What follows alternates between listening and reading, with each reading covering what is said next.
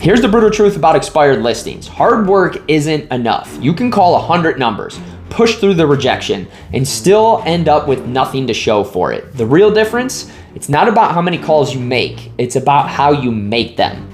Because most agents pitch, I diagnose. And in the next few minutes, I'm gonna show you exactly how to go at least 5 questions deep on every expired call.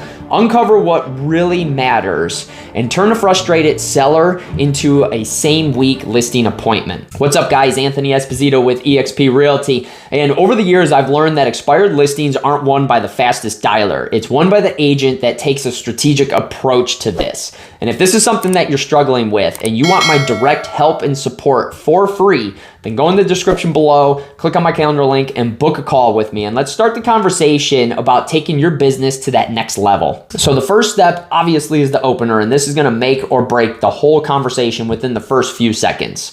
So you just simply start out with addressing who it is to make sure the number is correct. So you just be like, hey, Mr. and Mrs. Smith, let them answer. And then after that, you wanna flow naturally like you're having a conversation. Don't sound like a robot reading from a script. Hey, this is just Anthony Esposito with eXp Realty.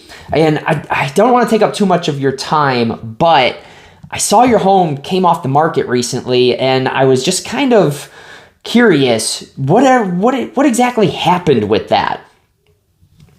Pause, let them talk. That's your opener right there. You're not giving them an easy door to exit the conversation by asking if you caught them at a good time or if they have time to talk.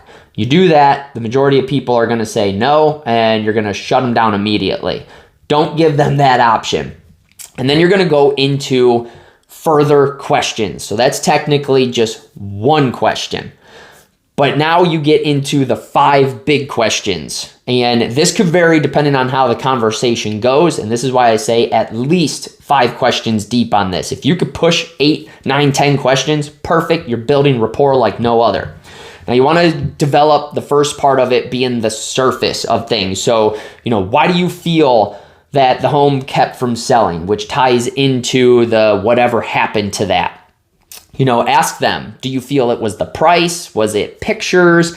Is it something else? Get them to talk because they're going to reveal their pain points to you. And then you want to look at the context of things like, when you did have showings, how did that whole process go? Was it easy access? Were you getting feedback? What was the feedback? Or, did it feel like a struggle? Throwing all that in there, you're getting the context of the whole situation and you are furthering building rapport and getting the pain points from the seller. And then you want to look at the consequences of things like, when activity did slow down, what exactly took place? Like what changed for you? Was there a pause in things? Did your agent discuss possible price reductions? What was the next steps after things kind of slowed up for you? Again, you're giving them a question to answer and learn those pain points. And then you want to look at the personal impact of stuff. And if it did sell that time, where exactly were you planning on going? Let them talk. Find out what their future goal is. What exactly are they doing? Are they relocating? Are they upsizing? Are they downsizing? Because you're going to also find out if it was a want to sell or if it was a need to sell. And then you got to look at the priority and timing of things of, where does getting this done line up for you? Like what exactly is your ultimate goal? How quickly does this need to happen?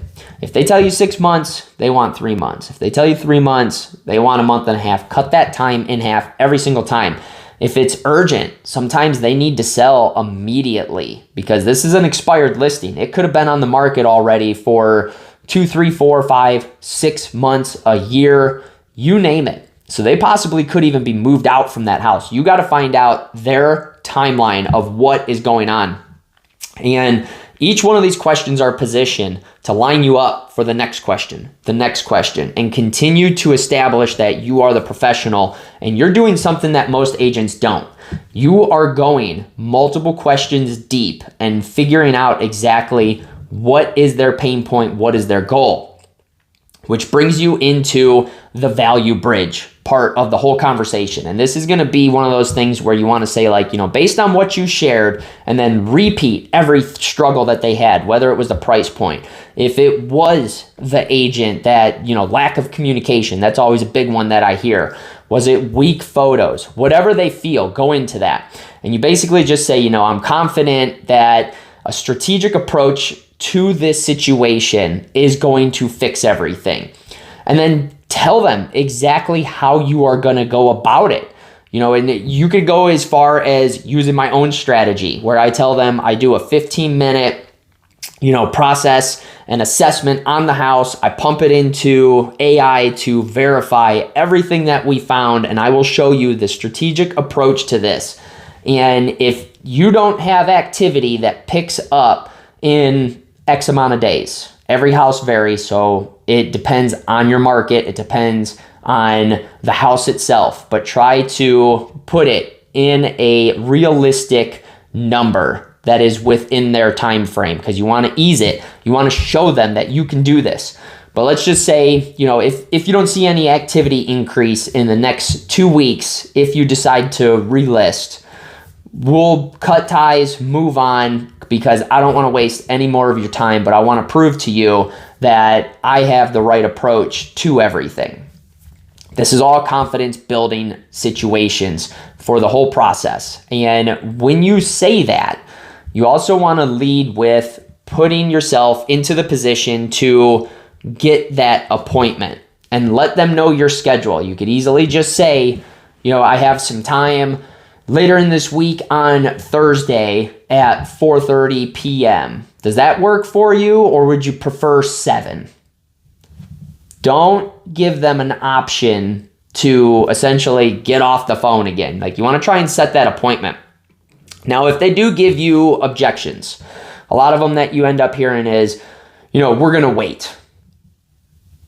Go with it. Don't be pushy. You just say, fair enough. Well, let me ask you this. If you have your timeline of wanting to get this sold in 30 days, and that's kind of what you're looking at, like, do you really feel that waiting any longer is the best case? I understand that it was frustrating for you, but wouldn't you want to get this thing relisted the proper way and just move on to that next chapter? That's one way that you can go about it. Or you'll get people that say, we need to find a home first. Again, you could be like, oh, absolutely, that's fair enough. Did you know that we could put a contingency in there that will state that it's based on seller finding home of their choice?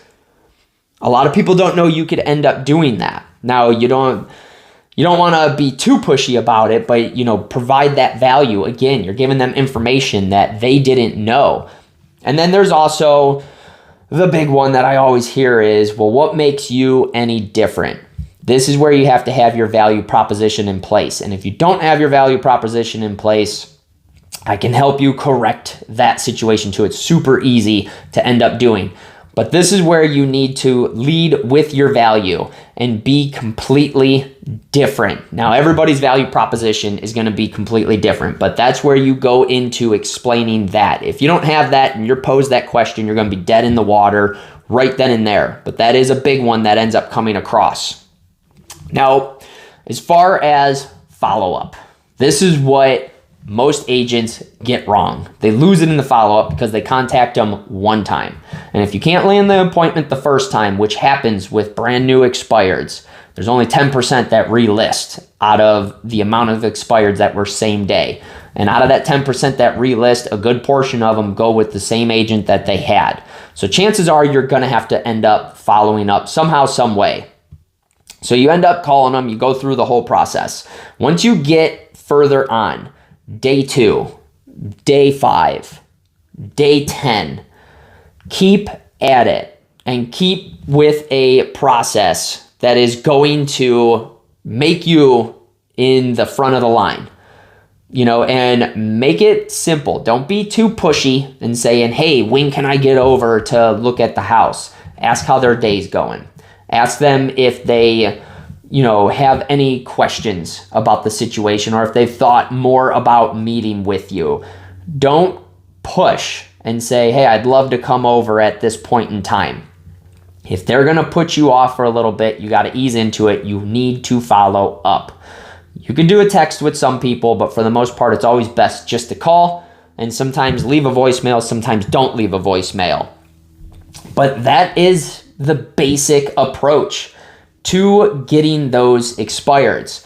Now, if you want a little bit more geared approach, I will be doing another video on how to get older expireds that is going to be coming down the pipeline.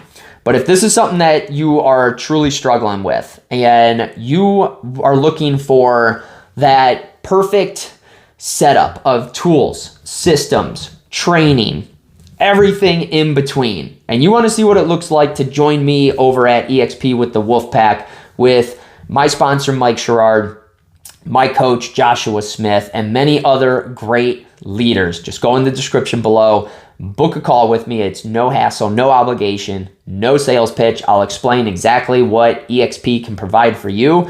And most importantly, the tools and training you get with joining me at the Wolfpack.